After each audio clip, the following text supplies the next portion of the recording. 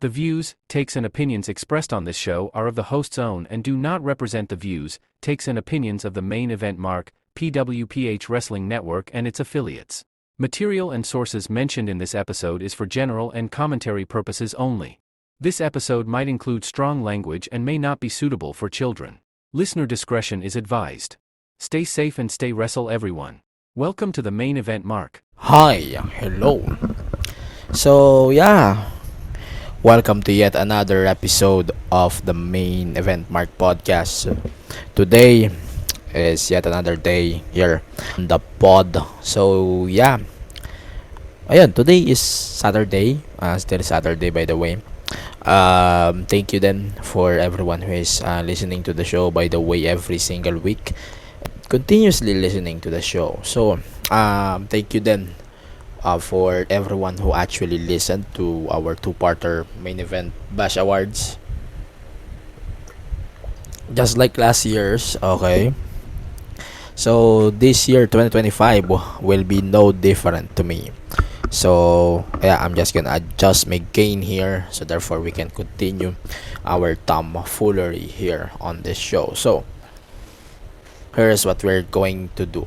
On this part of the show, I know you guys are looking for some thoughts on the TNA and WWE multi-year partnership that they just have a few days ago. So we will talk about that on this part of episode, and then on the other part of the episode we will talk about the tomfoolery that is AEW Maximum Carnage disaster that we had for the past few days. So first thing, everyone, thank you very much for listening on this show, and everyone who is following and supporting this show for almost 5 years now. And so let's start talking about some stuff here on the pod. So follow the podcast on all of the social media platforms: Facebook, X, Instagram, TikTok, Twitch, and also on Blue Sky. That's at Main Event Mark PW. So yes, meron na akong Blue Sky, and I don't give a fuck about this platform, to be honest with you. To be honest, guys, wala naman akong pakialam sa platform na to. I just did what I have to do, and I just created my Blue Sky. Blue Sky is a little bit rotten compared to X, but fuck X, by the way. So follow the pod on all of my social media platforms at Main Event Mark PW, and then on PWPH Facebook, except sa Blue Sky, wala akong planong gumawa ng Blue Sky for the community. And please follow us there at PWPH Select. And so konting mga bagay-bagay lang just in case you missed it, guys. WWE programming is still on Blast TV. So if you want to watch your favorite weekly wrestling shows, you should watch that on Blast TV. Or if you want to watch it on Netflix, you should now use a VPN, so therefore you can watch your favorite tomfoolery live on Netflix. So let's continue on what we do or what we are doing for the past few days. And we posted this news on the Main Event Mark Facebook page because it's a big development, no? So this press release that we got from WWE and TNA. So WWE and TNA announced multi-year partnership. So here's the press release. So WWE, part of TKO Group Holdings and TNA Wrestling, one of the world's top wrestling brands and subsidiary of Anthem Sports and Entertainment, announced that a multi-year partnership aiming at creating unprecedented crossover opportunities within WWE and TNA's programming for mainly NXT superstars and talents of TNA. So the agreement will enable talent to garner additional exposure across key WWE and TNA programming, including weekly flagship shows such as NXT on CW and TNA on Access, selected WWE premium live events at TNA pay-per-views or premium live events rin, In turn, bolstering their in-ring development with exposure to world-class talent and coaching. So, Ariel Schneer said, this historic relationship demonstrates that collaboration and competition does not have to be mutually exclusive. He is the Senior Vice President of Content and Distribution for TNA and Anthem Sports and Entertainment. Our partnership allows the TNA Wrestling brand and its incredible athletes to reach a significantly wider audience while giving NXT and WWE stars an opportunity to cross the line and gain valuable experience as they join forces with one of the most talented rosters in professional wrestling today. The response to our collaboration over the past year has been tremendous and both companies has benefited. But the fans have reaped the greatest rewards from this talent crossover and working relationship. So we look forward for growing and evolving our partnership with TNA and its outstanding group of athletes by creating new opportunities. Sorry, duduling ako.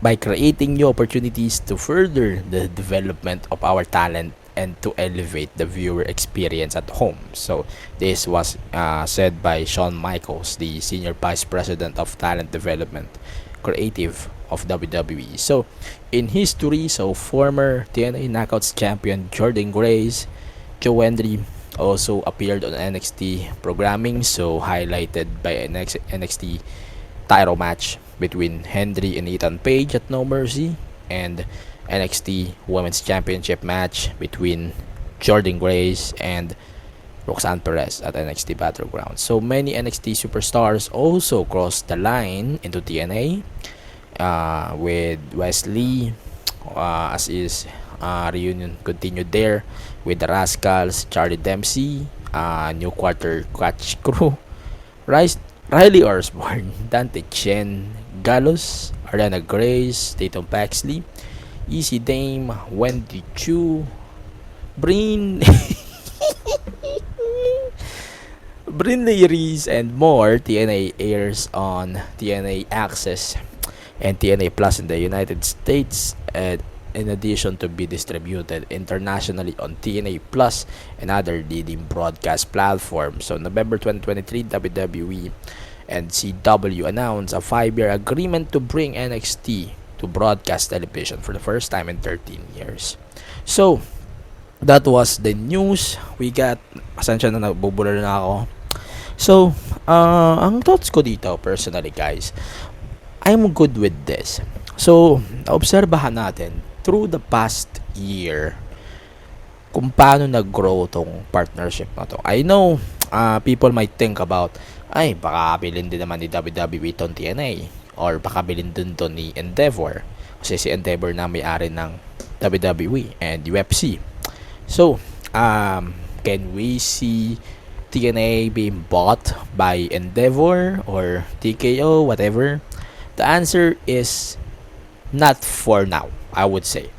Hindi ko pwedeng sabihin na bibilin siya ni Sports Entertainment, ni TKO, and I don't think either that TKO will sell or Anthem, I would say. I don't think that ibebenta nila yung programs or promotion as a whole sa TKO. Pero that might be a big bold move. Hindi ko rin iniisip masyado na ibebenta ba ni TKO or pabalik ta rin ba ni Anthem tong mga sitwasyon na to, at baka ibenta pa nila yung buong promotion with the TKO. That might happen either. Pero I'm not gonna think about it that much for now, because this is such a big historic moment that we need to celebrate, we need to think a lot of positive things about this partnership. So tandaan na naman, hindi lang si WWE ang nagkaroon ng partnership with TNA. TNA is famously known for their partnerships with New Japan, with Ring of Honor, and AEW very recent. Si Scott D'Amore, he said on, I think this was on Chris Van Vliet's podcast, na sobrang successful nung partnership between AEW and TNA because nakapagtala sila nung ratings, mataas na ratings because of this partnership. Hindi kasi natin masabi kung ano yung pwede pang mangyari within the TNA and NXT partnership. Yan, yun lang yung simpleng reason ko why this thing is not making it that much between WWE and NXT. To be fair, NXT and TNA is actually win-win kasi they make Joe Hendry like a fucking star there. They made Jordan Grace like a legit star in NXT thanks to their partnership. And I'm not saying that I hate the idea or the push or the narrative that we have over on TNA. It's just WWE works more when it comes to this type of shit compared to their competition like AEW. Alam niyo naman sa AEW, para lang yung Squid Game. Pipiliin mo lang kung sino yung matino, and then you have to kill every single people that you don't care about. So, ganun lang yun eh. Parang Squid Game lang yun eh. So, if you will think about AEW fooling themselves over there, and we will talk about that on our next episode, I'm just getting frustrated on what was we're getting, or kung ano man yung mga pangyayari na we're trying to deal with, we're trying to focus with, or we're trying to left out with. Kasi with TNA, TNA is chilling out there. Parang okay na sa kanila na they have this big success. Genesis pay-per-view on Monday Manila time is definitely a big success for them, no? And akalain mo yun, after years of struggling in tickets, 2024 might be one of the biggest years of TNA just because of ticket sales. And it's amazing for them. It's a win-win. Kaya, with this partnership alone, I am into the belief that ang ganda na magiging hatak ito, both for WWE and TNA. Now, ang gusto kong mangyari naman with this partnership now made official. So, may 5 bagay ako na gustong mangyari. Number 1, I really want to see a Worlds Collide event. I don't care if it's managed by TNA, I don't care if it's managed by NXT. I want to see a Worlds Collide between those two between those two promotions. Siguro it will work on a long run, it's sure, but I want to see that event happen within this year. Number 2, gusto kong magkaroon ng isang signature match ng TNA sa NXT and one NXT signature with TNA. Sorry about that. So, yung Ultimate X is definitely one of my favorite matches ever in wrestling. So, I would love to see that or on Mania or maybe sa NXT, one of these PLEs. I really want to see this because it's a fucking historic time to be a fan, and it's really a big idea to bring this match on a one night basis WWE programming with this partnership that we really need to bring with on the table. Number 3, personally, kung pwedeng mamili ng mga dadalhin between these brands, I would prefer bringing Nemeth, sige, Masha Slamovich, wag na yung Hardys. I would love to see Frankie Kazarian on NXT again. Frankie Kazarian is amazing. We need a fucking heel like him right now on NXT. It works. Si, kasi, tutingin ko, Ethan Page, sakto lang. But hindi ako nahuhook masyado with this run right now. or something to do Josh Alexander reuniting the North. Malay nyo naman, possible din, di ba? Pero yun, number 4, siguro andito na ako sa point na mas gusto kong magkaroon talaga ng mga collaborations kaysa maglaban-laban tong mga promotions na to. So, definitely, down the line, I'm really hoping that we can see a WWE and AEW partnership. I know, you guys are scratching your heads right now because you know how petty Tony Khan is, and I doubt that he will think about this type of tomfoolery into this company. Yeah. So number 5, last thing. Siguro let's enjoy the ride na lang siguro. Knowing NXT, both NXT and Impact will go live this week on their respective networks and time slots. Siguro, man, this is indeed the perfect time to be a wrestling fan. And this is indeed the perfect time to think what will be the perfect time to introduce TNA Impact Live, since it's time na rin na magkaroon tayo ng TNA Impact Live, and I cannot wait to see more of that on TNA Impact. TNA needs to get the fuck out of Access TV. Promise. TNA definitely needs to go to a different network para naman ma-take advantage na tong rise na to. Like, go to Fox. I don't care about who the fuck runs Fox now, but you guys need to go to Fox. Buti nga sa Canada, na-take advantage nila yung rights ng Sportsnet. I have to stand. Buti nga sa Canada, na-take advantage nila yung rights with Sportsnet 360. So, they're doing a really good job over there. And I really want to see more of that. India, definitely, they are still with Eurosport over there. I'm not seeing them joining Sony. It might be AEW's new Indian home soon. Pero I hope they can still consider that in their table down the line. Ayun, isa pa. Parang nare-realize ko din that every time we talk about TNA here on the pod, it starts for me to grow as well. Kasi madami kasing fans dito sa Pinas, malamang sa malamang, na ang pinapanood lang is WWE and AEW, and they don't really take TNA seriously. And all of this tomfoolery that we have in AEW very recently, parang hindi na malabo sa akin na, man, eto na siguro, ito, kung akong tatanungin nyo, ito na siguro yung perfect time na magbalik loob sa TNA. Promise. This might be the perfect time to go back to watch again TNA Wrestling.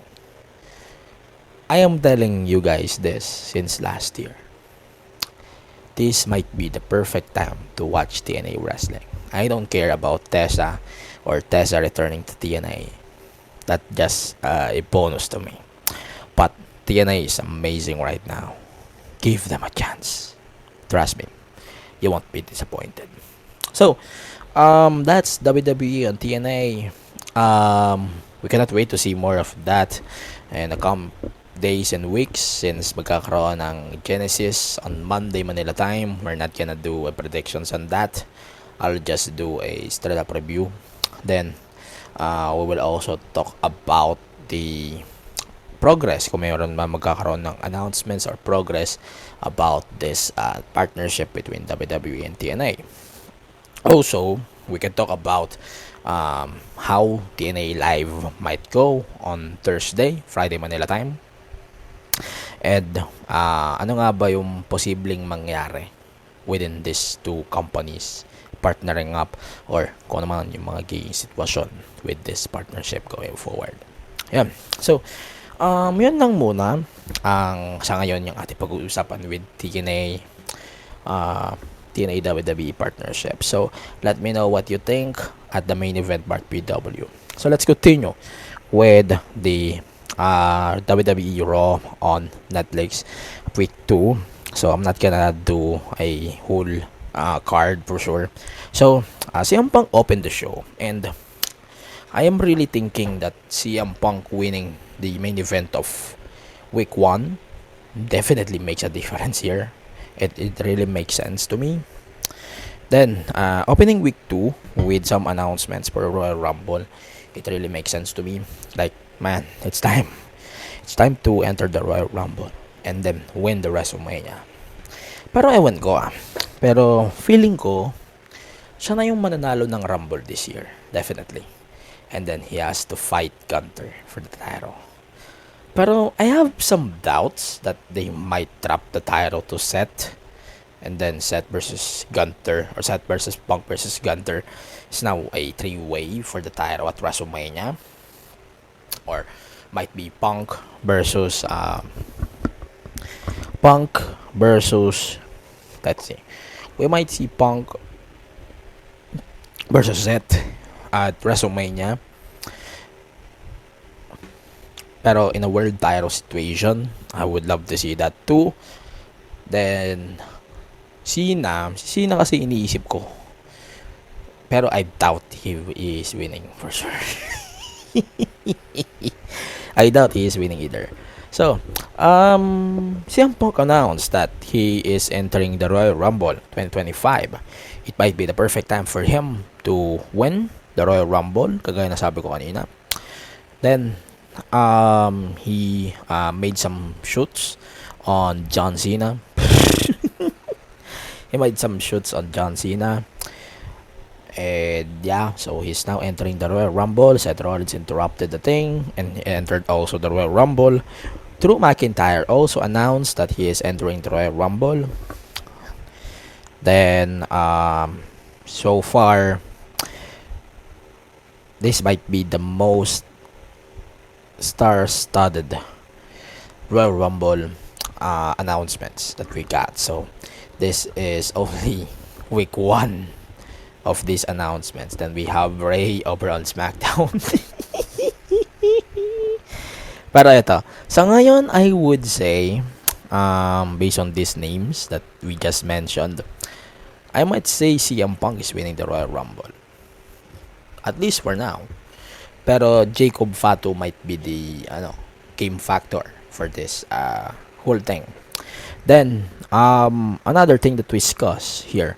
So Penta is the newest talent in WWE. So hindi na siya sekreto kasi prior to this show they announced that Penta is debuting on WWE Shop.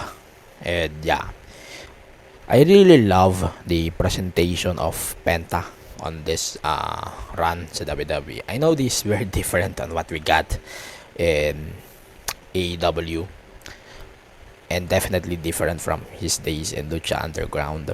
And I'm glad that WWE also acknowledged their run in AAA tsaka sa LU, but definitely not in AEW, because AEW is the nearest competition of WWE, and WWE is being petty. Yan. So, the presentation is amazing to me. Tinuri pa nga siya na worst kept secret, and it's amazing to me, man. But the match itself, it's amazing. Yung mga fans dyan na nag-expect na si Penta baka hindi naman niya magamit yung mga moves niya from his past promotions, but no, he was able to use all of that in this one match, and it's amazing to me. This introduction to Penta is definitely one of the best things that we got in a debut match, as in.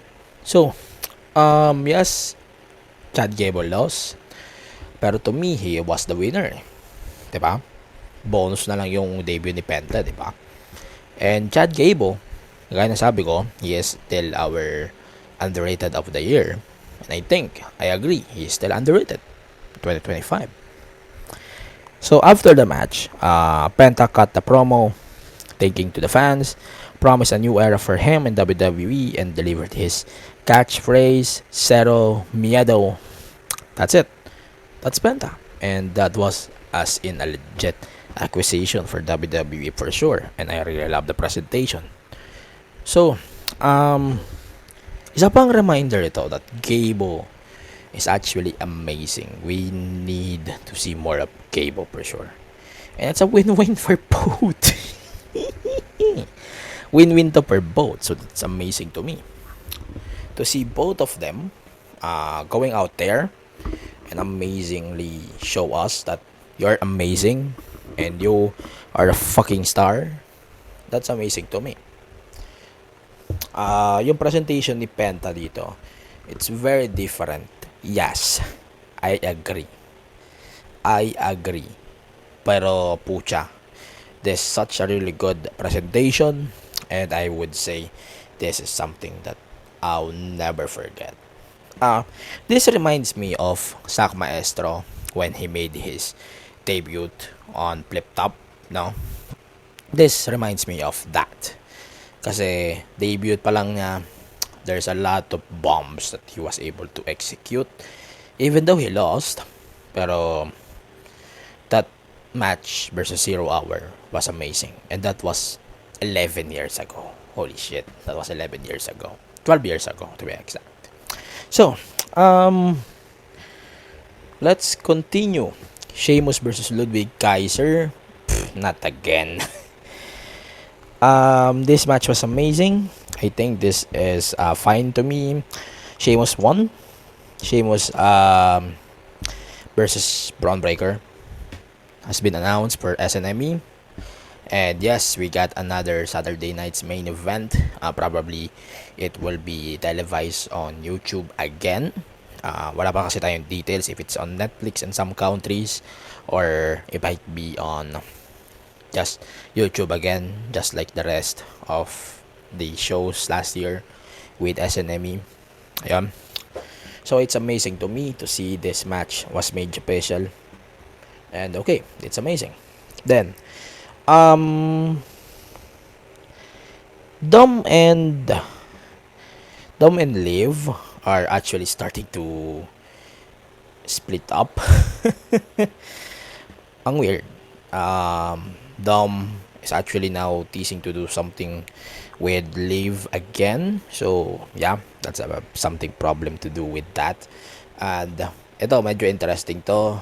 We have some promos also now on Netflix during their live feed. I know this might not be aired on Top Sports, but this is interesting. And ito, I want to give props to Michael Cole and also Joe Tessitore over on SmackDown. Both of them are amazing with their roles recently. Ito yung biggest difference ng WWE with AEW. With WWE, kahit hindi obvious na nagpunta ka sa ibang promotion, bumalik ka dito, and nagkaroon ka ng appearance with this or that promotion, you will still acknowledge. And parang hindi ka na ngayon ginagawang parang ito si ganito nag-debut sa isang ganito. On Vince era, i-ignore yan for sure. On Triple H era, this needs to be acknowledged. And I love to see Joe Tessitore and Michael Cole actually mentioning those details on the television. Noticeable to on Netflix days, nung unang Netflix episode. It's also been notified or noticed during the Penta match and also on the Motor City Machine Guns on this week's SmackDown.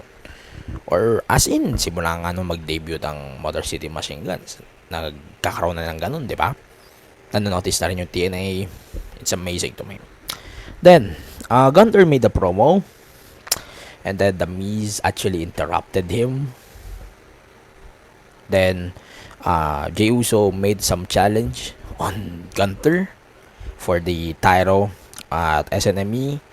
It was accepted by Gunther. Parang nag-hesitate pa nga siya nung una no? Na he will accept. Pero parang ewan ko. I'm starting to see Gunther as a weaker Gunther compared on what we used to see about him. I don't know. It's just me. I wish we could see more of Gunther, and yeah, I cannot wait to see more of him. Then we have the Women's Intercontinental title finals. So it's Lyra Valkyria versus Dakota Kai. So this one, in my personal opinion, Lyra definitely deserves the win. Si Dakota Kai, I love Dakota Kai. I love Lyra definitely. Pero Lyra really deserves the win for sure. Because parang ang dating sa akin na Lyra is like what we are trying to say here, part of the new era of WWE. Especially with Kilani Jordan winning the North American title over on NXT, the Chelsea Green winning the US title, and definitely next on that list is Lyra Valkyria. I'm not saying it's a bad idea to put Dakota on that spot. Dakota, meron kasi ako isang problema na notice on her. Gusto ko siyang manalo with that belt if she's not on damage control. Damage control is actually pulling her back. I don't need to see Dakota Kai on a stable again. I mean, okay. Siya na nga lang yung naging glass sa stable na to. I'm not saying she's not great at English now. Pero, it really makes sense to me to disband damage control for good, and I'll just let the Japanese girls to stay on themselves as it is. Pero it's amazing to me. Both of them are paces as we observe here. Dakota never made any turn, so it's amazing. And that was really good as fuck. Eto, sa pagkatalo pa lang niya sa finals ng King and Queen, in-expect ko talaga na manalo siya dito, definitely. And it's amazing to me. Sobrang nag-grow sa akin dito si Lyra, and she's amazing as fuck. Ito, isa pa. Hindi ko na isasama yung Miz versus Sami Zayn. Rhea Ripley made a promo in the ring. So basically, we have some announcements for the Royal Rumble. So Nia Jax, Bayley, then yun, basically sila pa lang yung nag-announce. Okay, so next one, it's now the main event. Damian Priest versus Finn Balor in a street fight. I hope this will be the last time that we see both of them fighting. My thought here, this is a little bit not bad. I would say not bad. This is not better than last week's main event, but this is a match that I can watch, but I'll forget the next day. This is amazing in its own right. The main event was a main event. Pero, yeah, it's time to finish this. It's time to finish this feud. This is definitely the best match of them, but I'm not gonna say that it needs to be extended pa. I hope we can now see the decimation of Judgment Day. And, yeah, since pinatay na lang din naman nila yung Judgment Day, it needs to be killed in the right way. Diba? So, that was it. So, overall, mas okay sa akin yung last week's Raw on Netflix, of course.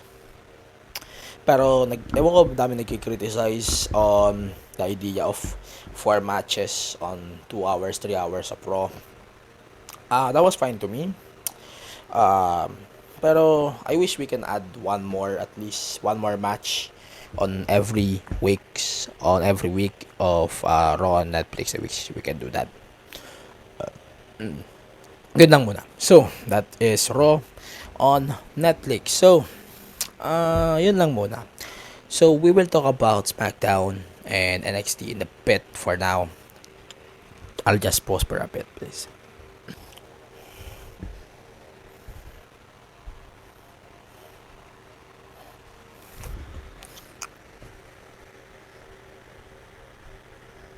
Yon, we're back on the pod. So, let's continue on NXT.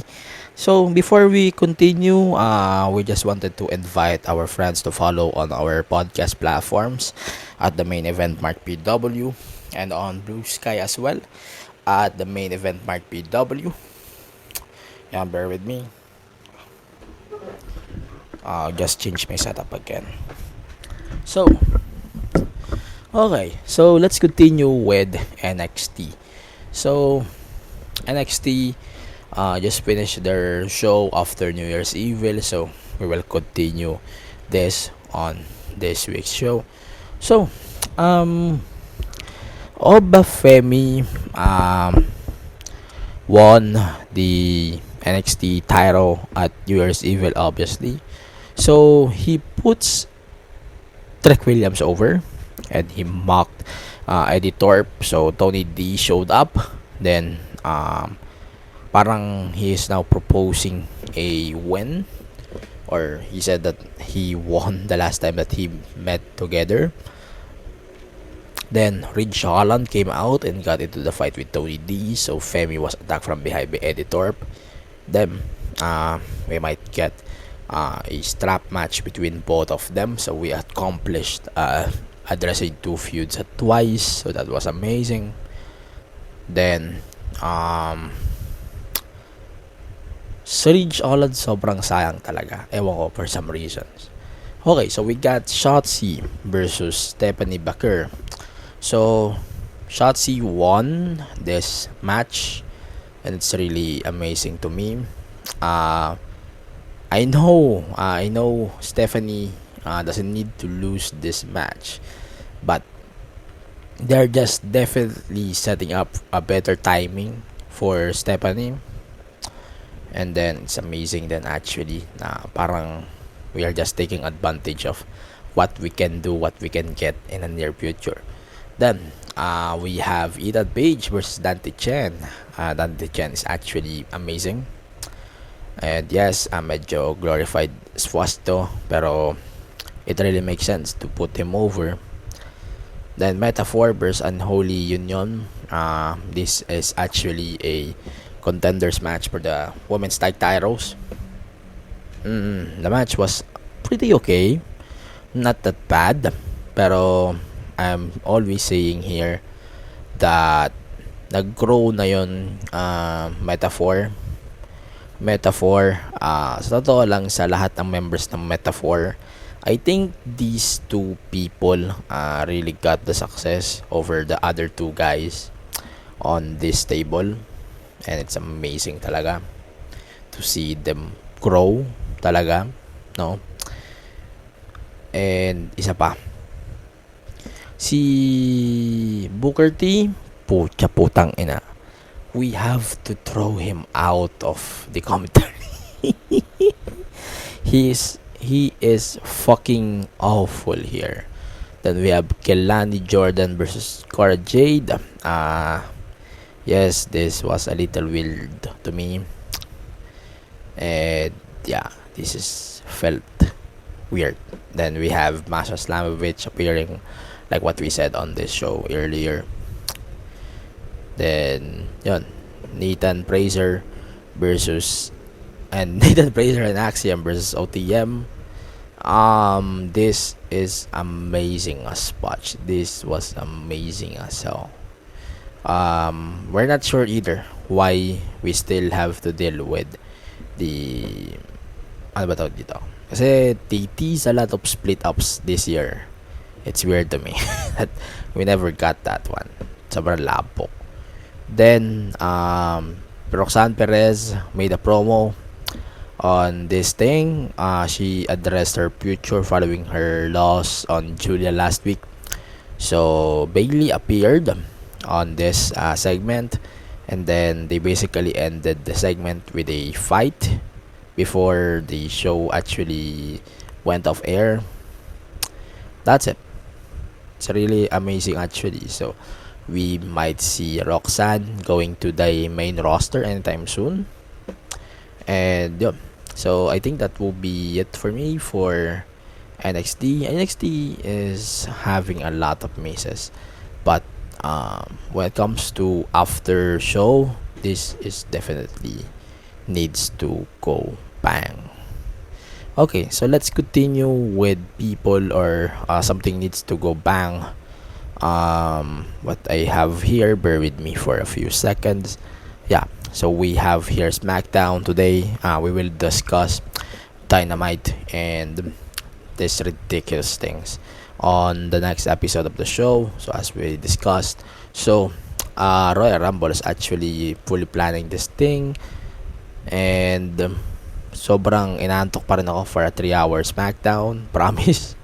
Ito. So let's do a recap of this show. So Joe Tessitore and Wade Barrett actually introduced the show. It's amazing. He announced that he wanted to compete to the 2025 Royal Rumble, and he is trying actually to reminisce about him winning the Royal Rumble. So parang naisip ko na he is entering number 1 this year. Then Kevin Owens appeared and he got into the argument that KO might go delusional, same as what he is actually portraying right now. It's a little bit weird, but it really makes sense on this thing that they are trying to build with KO. Ayun, so they're basically trying to build this thing. Ayun, so parang we're getting something on something here with KO. It's actually amazing to me. Then we have Naomi and Bianca Belair versus Nia Jax and Candice LeRae. So we got teased here that Naomi and Bianca might not go well this time. Kasi, diba, ang mystery pa rin natin dito. Who the fuck attacked Jade Cargill? And yes, it's obvious that it's Bianca, right? It's medyo obvious that that was Bianca. We don't need to jinx this thing. It's Bianca. And they're building it slowly. And I cannot wait to see Jade for the Royal Rumble for sure. And we might see her on the Royal Rumble.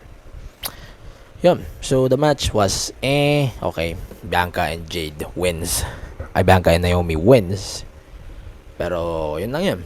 This was fine. But I'm not expecting too much about this match.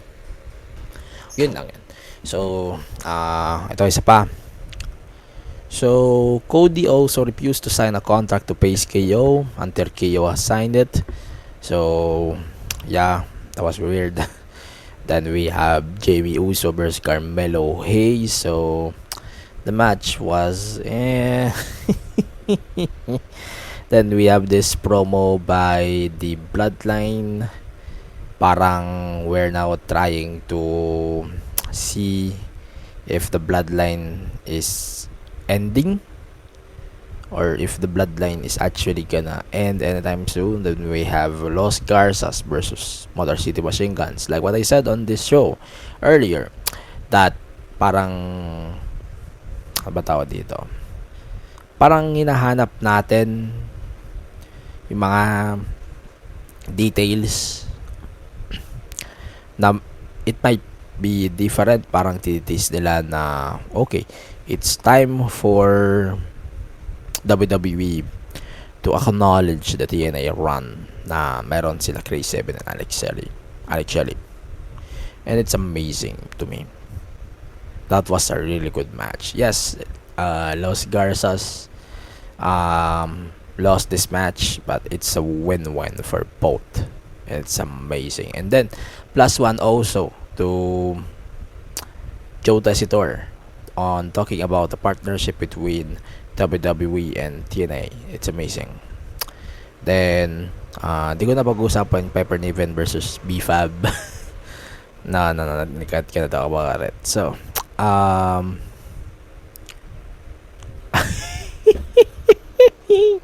I love this KO versus Rey Mysterio thing. And then he wear the Rey Mysterio Hall of Fame shirt. Sobrang labo, putang ina. Putang ina. Nakagago. Ayun. So, yun. Then, we have the main event, Tiffany Stratton versus Bailey. I would say that this match was actually really good to me. I'm into the impression that Tiffany Stratton is doing a really good job on her reign as SmackDown champion. Bailey is fine as fuck.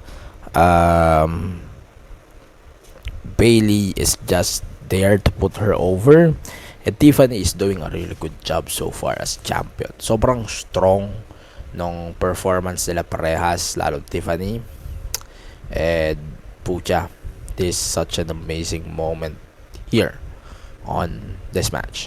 So sobrang ganda niya as in. Please, isa pa, paki-update naman ng team ni Bailey. Hindi na siya nag-work as a face team. Then, ang weird pa rin sa akin nung kay Tiffany, they are still trying to figure out how to turn Tiffany Stratton a babyface. And yes, she's still not a babyface just yet. Okay, so also last thing before we go to a different episode, they are teasing Charlotte Flair on this show. No? Then we might see a new gimmick on Charlotte, so that's good. Pero I'm getting some notice stuff here. Ang haba ng SmackDown, man. Parang third hour ng SmackDown nung ko lang sila panood ng ayos. First 2 hours para akong inaantok. Ewan ko, it's just not working to me. Di siya strong compared last week, pero sobrang nakakaantok nung episode na to. I promise, guys. Sobrang hindi siya strong. I don't think it was a strong episode. That might be fine, pero this is not the strongest episode of the show this week. So, that's it lang muna for this episode of the pod. We will talk about AEW on the next episode of the show. But we might see more of that in a bit. And putangin na, I cannot wait to see more of this later on sa mga gatong bagay-bagay. Pero yeah, I cannot wait to see more of this on this show as well. But for now, I'm gonna let you guys go. This is definitely a long episode na for a part 1. We will talk about AEW in a longer episode for sure. It might be longer, it might be shorter. Pero putang ina, I'll just leave this for now. Follow the podcast, all of the social media platforms. Main Event Mark PW. Also, please follow me on Blue Sky at Main Event Mark PW. So for now, I'll let you guys go. Please listen to the next one if you want to listen on my AEW talk here. For now, I'll just let you guys go. This is Angelo of the Main Event Mark podcast. And always stay safe and stay wrestle. We'll talk about AEW on the next episode of the show. For now, bye for now.